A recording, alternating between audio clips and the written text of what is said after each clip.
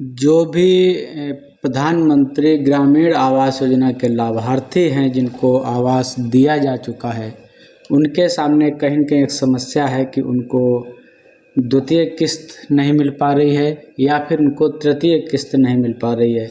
तो पहले आप ये समझ लें कि द्वितीय किस्त आपको कब मिलती है, तृतीय किस्त आपको कब मिलती है।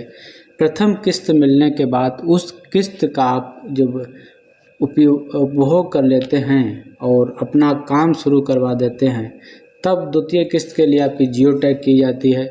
जियो टैग के बाद आपको द्वितीय किस्त की धनराशि 70,000 रुपये मिल जाती है। प्रथम किस्त की धनराशि 40,000 रुपये होती है। और अगर आपने छत नहीं डाली है तब आपका तृतीय किस्त के लिए जियो टैग नहीं किया जाएगा और ऐसी स्थिति में आपको तृतीय किस्त की धनराशि नहीं मिल पाएगी। द्वितीय किस्त की धनराशि आपको तब नहीं दी जाती है जब आपको प्रथम किस्त की धनराशि जो 40,000 रुपये मिली थी उसका आपने ना तो सामान खरीदा है, ना अपना काम कहीं शुरू कराया है। जहाँ पे आपको आवास बनवाना था वहाँ आपने नींव भी नहीं खोदी है। तो ऐसी स्थिति में द्वितीय किस्त दिए जाने के लिए आपको अनुमन्य नहीं किया जाएगा और आपका जियो टैग नहीं किया जाएगा। तो ऐसी परिस्थितियों से बचने के लिए आप नियमों का पालन करें और साथ ही साथ हमारे चैनल को सब्सक्राइब कर लें अगर आप हमारे चैनल पर नए आए हैं, और जो पुराने लोग देख रहे हैं उनको शुक्रिया। और साथ ही एक बात और बताऊंगा कि मैं गांव में जाता रहता हूं, अक्सर लोगों के सामने समस्या ये आती है कि उनकी छत नहीं पड़ पाती है। उसका कारण सिर्फ एक होता है कि जो सरकार का मानक है वो 220 स्क्वायर फीट का है या 20 वर्ग मीटर भी आप कह सकते हैं उसे। एक छोटा एरिया होता है जिसमें एक कमरा होता है, एक छोटा बरामदा होता है और अटैच एक किचन का उसमें प्रावधान होता है। लेकिन कोई भी लाभार्थी उस नियम का पालन नहीं करता, नक्शे का पालन नहीं करता।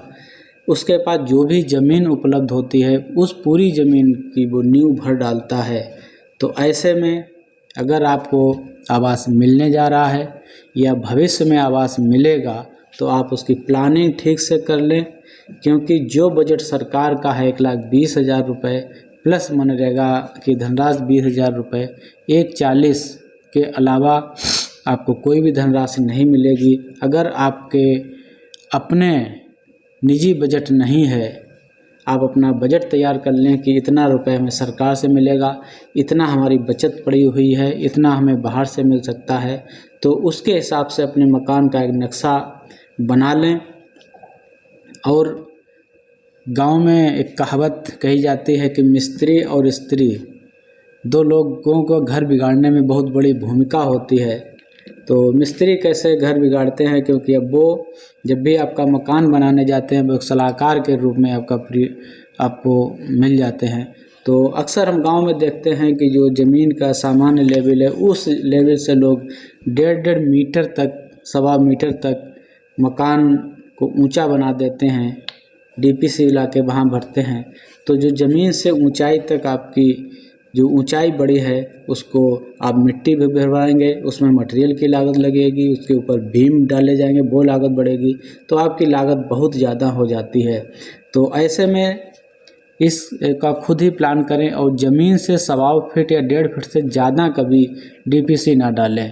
तो इससे आपका समय बचेगा, सामग्री बचेगी, धनराशि बचेगी और कम से कम पैसे में आप अपना काम भी निपटा लेंगे। तो इस बात को ध्यान रखने की आवश्यकता है। अगर आपको आवास मिला है, नहीं मिला है, भविष्य में मिलने जा रहा है, तो जो सरकारी मानक है 220 वर्ग फीट का, उस मानक को पालन करें और ज़मीन से ज़्यादा ऊंचा मकान ना बनाएं, अन्यथा आपकी छत नहीं पड़ पाएगी। अगर आपके पास पैसा नहीं है और जब छत नहीं पड़ेगी आपको तृतीय किस्त की धनराशि भी नहीं दी जाएगी। तो इसलिए आप इन बातों को याद रखिएगा और हमसे जुड़े रहने के लिए हमारे चैनल को सब्सक्राइब ज़रूर कर लीजिएगा। साथ ही आप किस तरह के वीडियो चाहते हैं कि मैं उन पे आपसे बात करूं, आप हमें टिप्पणी में नीचे बता सकते हैं। काफ़ी लोगों के कमेंट हैं कि मुख्यमंत्री आवास योजना के अंतर्गत विकलांग लोगों को आवास दिए जा रहे हैं। तो सभी भाइयों से मैं एक आग्रह करूंगा, निवेदन करूंगा, आप थोड़ा सब्र करें, क्योंकि जल्दी ही पैसा आवंटित हो जाएगा उन लोगों के लिए। सरकारी प्रक्रिया है, थोड़ा विलम्ब हो रहा है इसमें, तो इसके लिए आप बहुत परेशान ना हो, आवास आपको भी मिलेगा। और हमारे इस वीडियो में यहाँ तक बने रहने के लिए आपका बहुत बहुत धन्यवाद, आपका शुक्रिया। शुभ रात्रि।